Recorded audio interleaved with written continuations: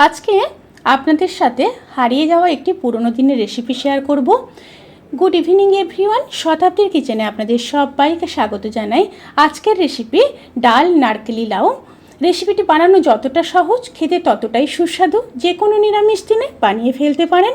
গরম ভাতের সাথে অসাধারণ লাগে, অবশ্যই ট্রাই করবেন। তাহলে চলুন শুরু করা যাক আজকের এই সহজ এবং সুস্বাদু রেসিপি। এই রেসিপির জন্য আমি একটা লাউ নিয়ে নিয়েছি। লাউটাকে ধুয়ে কেটে তারপর ফিরে আসছি। প্রথমে কড়াইতে কিছুটা সর্ষের তেল দিয়ে দেব।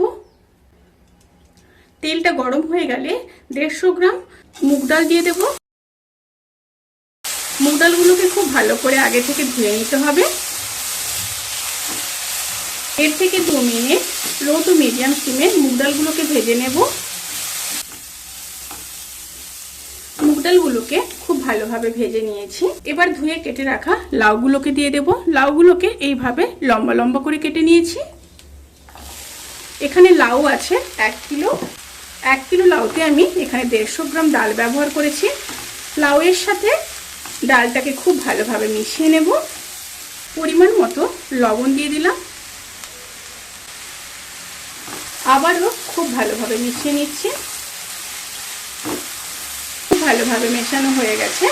এবার লো স্টিমে ঢাকা দিয়ে লাউ আর ডালকে প্রায় 90% সেদ্ধ করে নেব। তারপর ফিরে আসছি।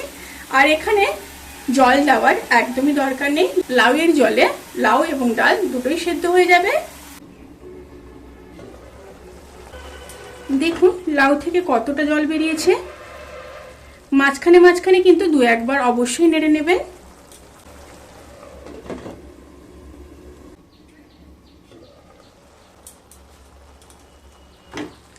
লাউ আর ডাল সেদ্ধ হয়ে গেছে। এবার নামিয়ে নেব। এবার ওই প্যানের মধ্যে আরও কিছুটা সর্ষের তেল দিয়ে দেব। তেলের মধ্যে দিয়ে দেব 2টো শুকনো লঙ্কা, 1 চামচ 5 ফোড়ন, একটা তেজপাতা দিয়ে একটু মিশিয়ে নেব। তেল থেকে যখন সুন্দর একটা স্মেল বেরোতে শুরু করবে সেই সময় দিয়ে দেব আদা আর কাঁচা লঙ্কা বাটা 1 চামচ মিশিয়ে নেব। একে একে ড্রাই স্পাইসেসগুলো দিয়ে দেব 1 চামচ হলুদ গুঁড়ো, রোস্টেড জিরে আর ধনের গুঁড়ো দিয়ে দেবো 1 চামচ। এখানে কিন্তু অবশ্যই রোস্টেড জিরে আর ধনের গুঁড়ো ব্যবহার করতে হবে। এবার আবারও খুব ভালোভাবে মিশিয়ে নেব। মিশিয়ে নিয়ে লো স্টিমে মশলাগুলোকে কষিয়ে নেব। মশলাগুলোকে কষিয়ে নিয়ে তারপর ফিরে আসছি। মশলাগুলো খুব ভালোভাবে কষানো হয়ে গেছে। এবার সেদ্ধ করে রাখা লাউ ডাল দিয়ে দেব।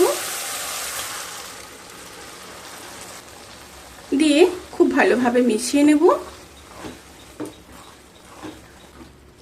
খুব ভালোভাবে মিশিয়ে নিয়েছি।